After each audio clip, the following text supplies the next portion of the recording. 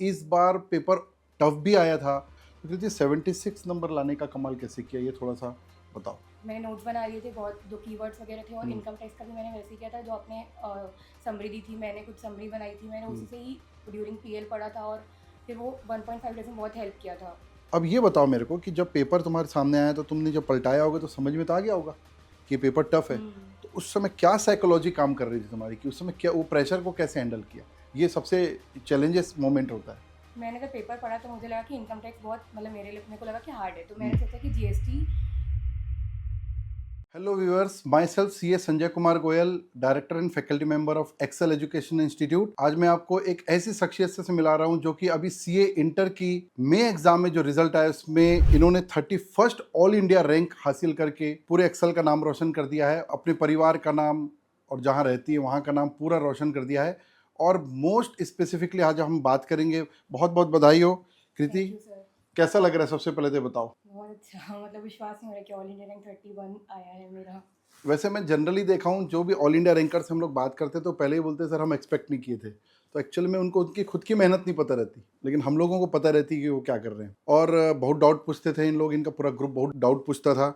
तो मैं अपन अब इस रिजल्ट में इनका जो टोटल मार्क्स है, जो ऑल इंडिया रैंक इन्होंने लाया है, उसमें मोर स्पेसिफिकली मैं हाईलाइट करना चाहूँगा, इन्होंने टैक्सेशन में, जो कि टफ सब्जेक्ट भी माना जाता है और इस बार पेपर टफ भी आया था, उन्होंने 76 मार्क्स लाके और ज़्यादा हम लोगों को प्रभावित किया है। तो हम जानना चाहेंगे, और अपने आगे आने वाले जो बच्चे हैं, अभी सितंबर में एग्ज़ाम देने वाले हैं, जनवरी में एग्ज़ाम देने वाले हैं, तो कोशिश करेंगे जानने की उन्होंने कैसे किया। तो कृति 76 नंबर लाने का कमाल कैसे किया, ये थोड़ा सा बताओ। सर ऐसे कुछ स्पेशल तो किया नहीं, क्योंकि हम्म, आप और अभिषेक सर ने जो क्लास में पढ़ाया, हम्म, बस वही पढ़ते रहे। उसके बाद फिर आपने जो क्वेश्चन स्टिक करवाए थे उसको हम्म, ज़्यादा फोकस किया, और हम्म, मैंने ड्यूरिंग क्लासेस बहुत सारे क्वेश्चंस मार्क करके रखे थे, क्योंकि मुझे पीएल में वापस से विजिट करने हैं। हम्म, तो मैंने वो सब पे ज़्यादा ध्यान दिया। और टैक्स का तो इनकम टैक्स का तो ऐसा हुआ था कि मुझे पूरे प्रोविजंस एट लास्ट एग्जाम वाले दिन ऐसे पूरा फिंगर्स में याद थे। हम्म। तो बस एक बार देखने से वो पूरा याद हो जा रही थी, मतलब पूरा याद, मतलब रिवाइज हो जा तो रहे थे। याद थे, मतलब उसके लिए कुछ समरी बनाए थे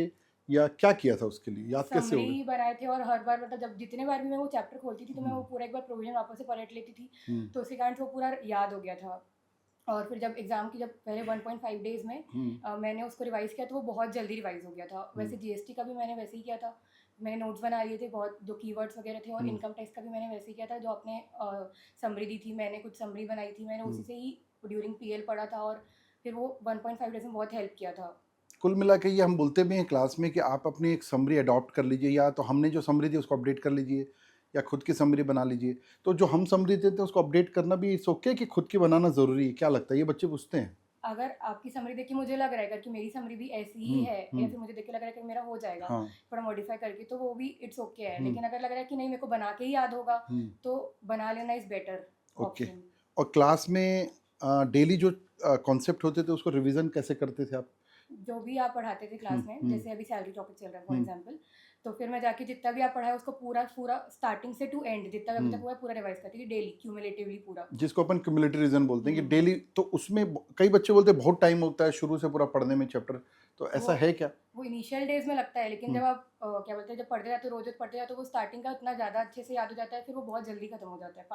5-10-15 मिनट में वो हो जाता है पूरा हम्म। रिवाइज एक बार में। तो कहना ये कि समरी होनी चाहिए, क्यूमुलेटिव रीजन होना हम्म। चाहिए, और प्रैक्टिस के दौरान जो है क्वेश्चंस जो हैं उसके सेलेक्ट कर लेना चाहिए अपन को, हम्म। ताकि अपन उस समय में उन क्वेश्चंस को देख सकें।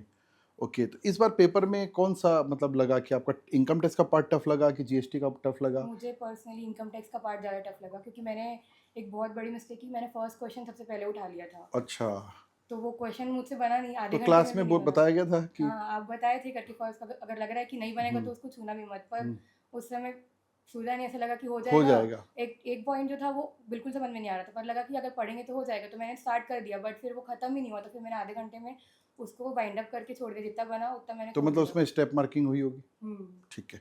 अब ये बताओ मेरे को कि जब पेपर तुम्हारे सामने आया तो तुमने जब पलटाया होगा तो समझ में तो आ गया होगा कि पेपर टफ है। हम्म। तो उस समय क्या साइकोलॉजी काम कर रही थी तुम्हारी, कि उस समय क्या वो प्रेशर को कैसे हैंडल किया, ये सबसे चैलेंजेस मोमेंट होता है।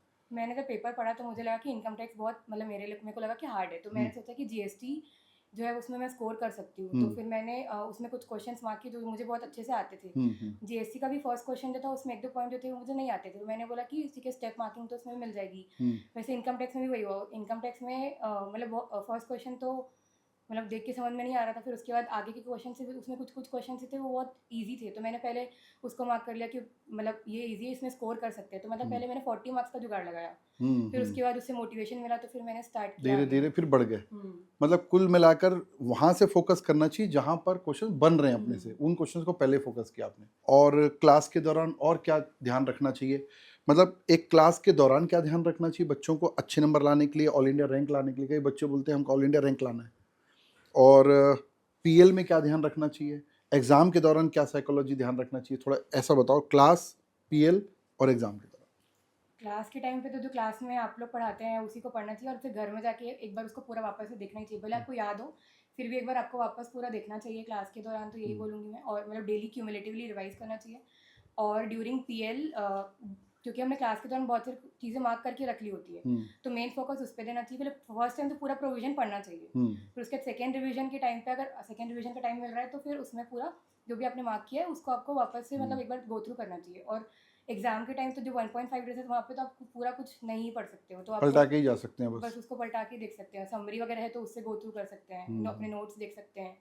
और what about mock test, mock test भी बनाना चाहिए क्या एग्जाम बिल्कुल, के मॉक पहले? टेस्ट तो मुझे बहुत ज़्यादा हेल्प किया था क्योंकि हम्म मॉक टेस्ट के पहले जो 1 पॉइंट पूरा यहाँ पे एक्सेल का जो मॉक टेस्ट है वो पूरा सेम पेपर के पैटर्न में ही होता है। तो हम्म। जो 1.5 डेज़ का टाइम था उसमें मतलब उस समझ में आता है कि वो आपका पेपर के टाइम पे होगा कि नहीं होगा।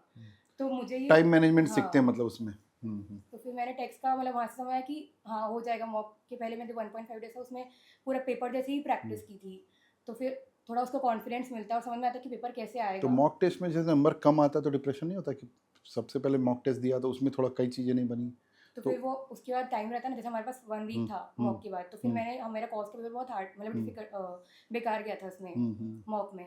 तो फिर मैंने उस पे वापस से पूरा कॉस्ट स्टार्टिंग टू एंड पूरा वापस से रिवाइज़ किया। जैसे हम्म ऑडिट मैंने वापस से रिवाइज़ किया। हम्म मतलब समझ में आ जाता है ना कि कहाँ पे मेरा लैक्यूना है, तो फिर हम्म। मैंने उस चीज़ को वापस से रिवाइज़ किया। इसलिए मुझे मॉक में बहुत और हेल्प पीएल की। के दौरान जो एक कई बार प्रेशर आता है, टेंशन होती है, बहुत ज़्यादा लोड लगता है, उसको कैसे हैंडल किए? मोबाइल मैनेजमेंट कैसे किया? आजकल बच्चे मोबाइल में पूरा खो जाते हैं, उसको कैसे किए मैनेज? पीएल के दौरान बहुत ज़्यादा मतलब बहुत ज़्यादा टेंशन होती है क्योंकि हम अकेले होते हैं हम्म और ड्यूरिंग द क्लासेस हम सबके साथ होते हैं तो उतना कुछ पता नहीं चलता है। लेकिन हम पीएल में हम अकेले रहते हैं तो ऐसा है कि हमारे पास ऐसा एक फ्रेंड ग्रुप होना चाहिए हम्म जिनसे हम अपनी बातें डिस्कस कर सकें हम्म और अपना जो भी पॉइंट ऑफ व्यू है उनका पॉइंट ऑफ व्यू हम एक दूसरे से शेयर कर सकें। हम्म तो मतलब मेरे साथ ये बहुत था कि मेरे फ्रेंड्स थे मेरे साथ, उन्होंने हम्म। मेरी बहुत ज़्यादा हेल्प की और मतलब हम डिस्कस करके डिस्कस सॉर्ट आउट करते कर थे। लेते थे जो भी चीज़ें हैं। और पीएल के दौरान पूरे शेड्यूल पे, कॉमन शेड्यूल पे पढ़ाई की जो फ्रेंड्स लोग हैं, कि किस तरीके से पढ़ाई हाँ, की? मतलब मैं और मेरी फ्रेंड है, हम लोग उन्होंने कॉमन शेड्यूल पे ही पूरा पढ़ाई की। हम्म और मतलब हमारा शेड्यूल की 10 to 15 डेज़ पहले हमारा पूरा हो गया था हम्म। सिलेबस। तो फिर मैंने वापस से रिवाइज़ किया, ऑडिट और लॉ को मेनली वापस हम्म। से रिवाइज़ किया था। और वीकली टेस्ट कितना हेल्प किया आपको? बहुत वीकली टेस्ट तो मतलब मुझे बेस्ट पार्ट ऑफ एक्सेल लगता है। हम्म मतलब मैंने ये क्लासेस के दौरान रियलाइज़ नहीं किया, लेकिन हम्म जब पीएल हुआ तो फिर मुझे रियलाइज़ हुआ कि वीकली टेस्ट उससे हम अपने आप को इवैल्यूएट कर पाते हैं और अगर हम्म अच्छा मार्क्स आता है क्योंकि यहाँ पे पेन वगैरह मिलता है तो उससे बहुत मोटिवेशन मिलता है हम्म। कि हमको और अच्छा करना है। मतलब हम जो गिफ्ट देते हैं उससे बहुत अच्छा लगता है आप लोग, हाँ, हाँ। और वो जो एक टॉप 10 बच्चों के साथ फोटो खिंचाते हाँ। हैं, देखो ठीक है, उससे अप्रिसिएशन मिलता है, इट्स वेरी गुड। और दूसरा, क्लास के दौरान ग्रुप भी बनता है, अच्छे बच्चों का ग्रुप बनता है। और क्या लगता है बेटा, क्या क्या और क्या करना चाहिए बच्चों को? मेरे को आज ही एक बैच में बच्चा बोला सर मेरे को रैंक ही लाना है, आप लोग को देख के उसका एक मोटिवेशन हुँ। आता है। तो और क्या करना चाहिए? जैसे हमने जो बताया, जो किया वो तो ठीक है, उसके अलावा क्या आपको लगता है कि सर हमने ये भी एक्स्ट्रा किया, ऐसा कुछ है? जैसे आईसीए की जो एमसीक्यू बुकलेट आई थी, हाँ हाँ।